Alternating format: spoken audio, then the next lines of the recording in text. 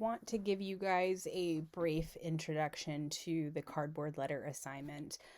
I already recorded this once and I'm going to try it again because it was too long.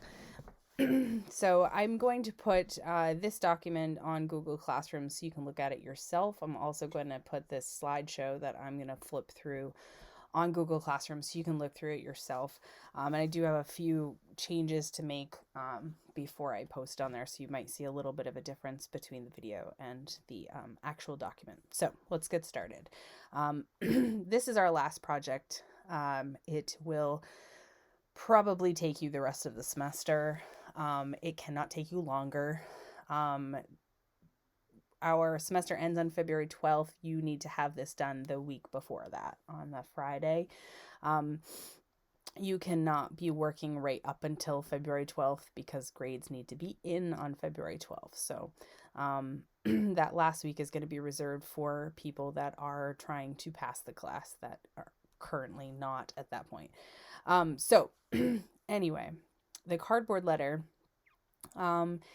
is a great project and it's a lot of fun, and you can have a lot of freedom with it. Okay, so the past couple assignments we focused on meaning and theme, and really made it be about you guys, how you were feeling, or what you wanted to present as yourself. This project is more focused on technique and building a sculpture in the round, finishing something to make it look completely finished. We're going to focus heavily on texture and overall kind of design of the piece, but you guys get to choose the theme. So how you're going to decorate your letter, what it's going to say to the world is up to you. I'm not giving you a meaning for it. Your letters, when they need to be fully finished in order for me to grade them, so you cannot have any open sides, no cardboard or tape needs to be visible. They need to be fully covered by decoration.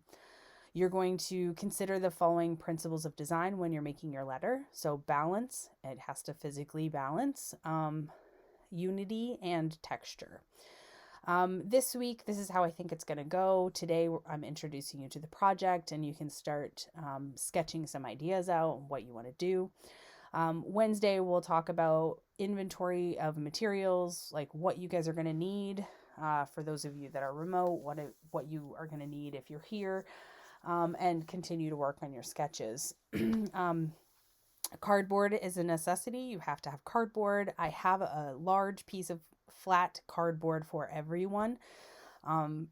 Masking tape is a good idea, but not necessary. It's cardboard tape is the one that we really want to use. If the only thing you have at home and if you run out of the paper tape that I give you, then maybe you use a little hot glue. The one thing I can't give out to my remote students is X-Acto knives. So you're going to have to ask your parents if you have an X-Acto knife, a box cutter, or something like that. The very least, you can use scissors, and you'll have to go really slow and be very patient so you don't break your scissors, because scissors don't like to cut cardboard. Thursday, we're going to really get started. I'll show you some building techniques. I might give you some videos to watch, or you can find your own. Friday, your sketches are going to be due of what you plan for your letter to look like, and that sketch is going to be in 3D as much as possible, so we're going to work on that also. There are some directions here, and I'm basically going to show you how a letter is made right now through some images that I have in the slideshow, but you can go back to these directions at any point so you really understand how you're going to do this project. All right, so let's take a look at this slideshow quickly. And I want you to really look at the images that I've chose to put on this slideshow, because each of them really shows you some different steps of the letter. So these letters are, halfway done. If you look at the O in the center, the sides have not really been added. They just kind of added a piece at the top and maybe a piece at the bottom there. They haven't added the whole edge around, and that is something you'll have to do. So if you look at the L looks almost done, maybe a piece missing here and on the edge. So you can kind of see how they're constructed. These are the requirements for your letter. You are each going to make your own letter, and They need to be at least 9 inches in height and probably no bigger than 12 inches tall. And the reason for that is because we will run out of cardboard. So you are each going to get one sheet of cardboard, and we'll have to make that one sheet of cardboard make your entire letter. If you have extra cardboard at home, you're welcome to work a little bit bigger if you want to. But the flat, brand new cardboard is going to build a nicer letter than like a box that you could deconstruct. Highlighted in orange here is the option that I think everybody should probably choose, and you could do one of the other ones if you want to. I think because of time constraints, because of what we're all going through, I think that the easiest option for everybody is to construct a solid letter and then work on adding texture to it and then decorating it in some manner. So I really want to push that as the option of choice, to add texture or design to your cardboard and letter, and to cover at least a third of your letter. And I might kind of up that to half because we're making smaller letters. So I had said a third of a letter last year. Some of my other options have been in the past to hinge the front of your letter and decorate the inside as well. That does take a little bit more time and effort to do that. Maybe adding shelves or something like that. You could also add a functional drawer. Adding the drawer takes quite a bit more effort and time. So you may or may not want to do that. You may want to stick to just the texture, but you can look at all the examples and decide what you want to do. And then finally, you're going to decorate it using any material in a way that creates some meaning for you, whatever meaning you want to show, and what your intention of your work is. You guys could even work together to create a word, as long as that word is appropriate. You could work together to do something like that if you wanted to with a few friends. That would be fine, but make sure you run those ideas by me first to make sure it's going to be okay. Possible materials that you could use in order to decorate it at the end would be like paint, magazines, paper, tissue paper, leaves, yarn, fabric, things like that. Mod Podge is probably the best glue to use in order to finish something nicely.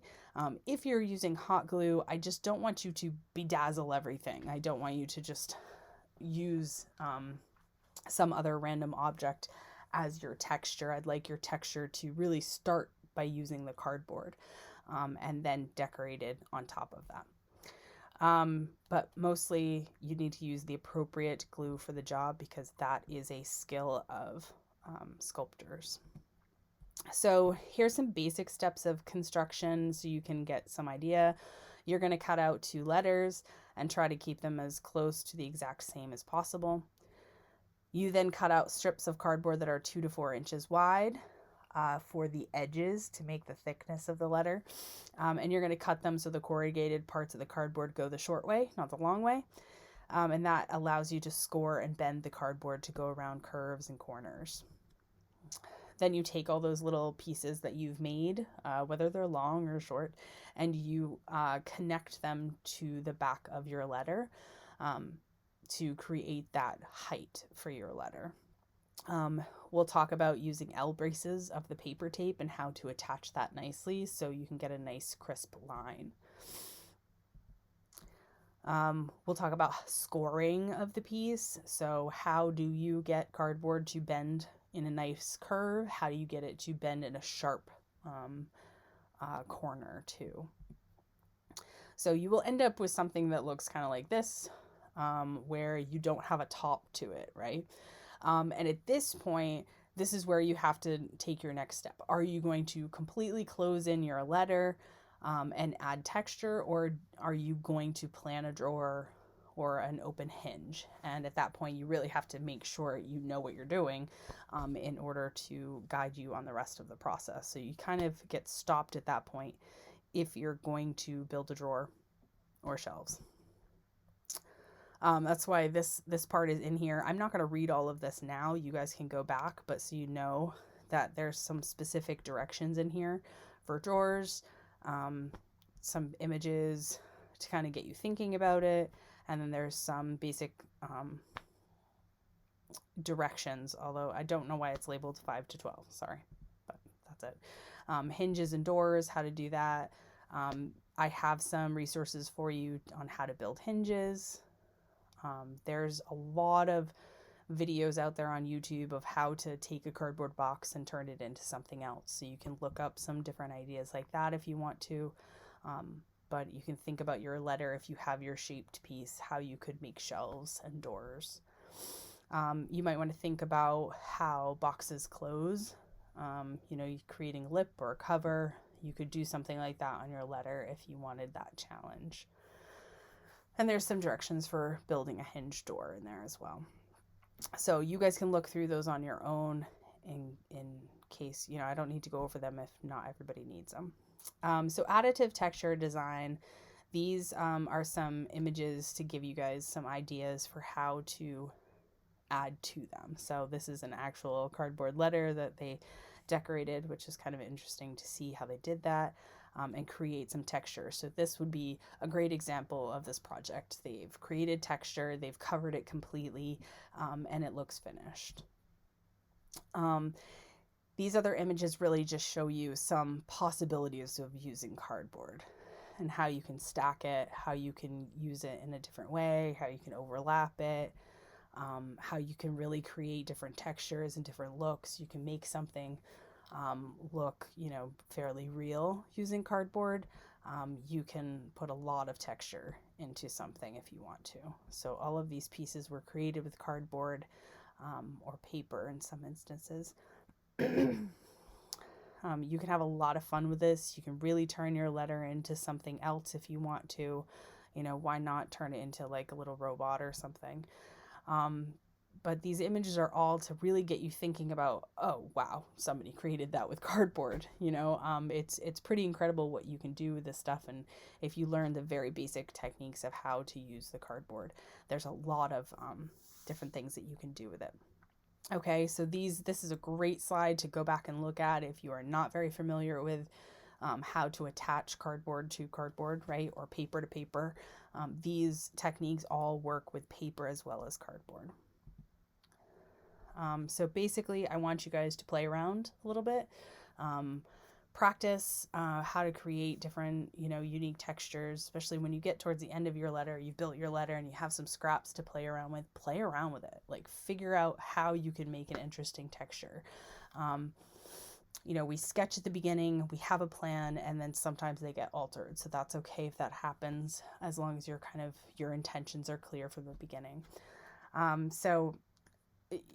This doesn't all quite make sense probably because we didn't do a paper sculpture unit, but there are those basic connection techniques that are right here that you can use with the cardboard, and really use that paper tape to smooth things out, make things clean, make things secure, and have a lot of fun with it. Okay, so here's just a few other ideas for you to think about in the very end of it.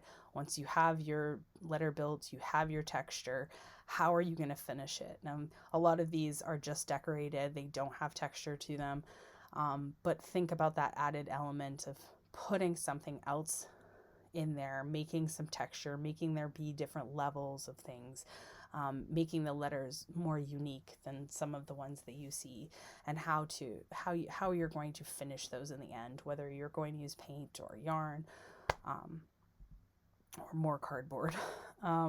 So just again, whatever material you choose to cover your piece in, just make sure it says something about you or something about your intention of your piece. Make sure it says something. And just remember that we don't want to make crafty bedazzled letters, so Mod Podge is the best. I won't stick to my only glue available, but it really is the best glue available for you to use. And if you go towards hot glue, you tend to want to like glue all sorts of crafty things to it, and that keeps it in that craft zone and not necessarily in the art zone, and we want to stay in the art zone, right? So have a lot of fun. Think about some ideas, have fun trying to sketch out some different letters, think about different fonts. There is in the directions piece a link for you guys to go to letterheadfonts.com, and you can use that as a reference, or you can just open up a Google Doc and play around with some different fonts. See what kind of letter that you want to create. Just make sure that it's going to stand up and balance well.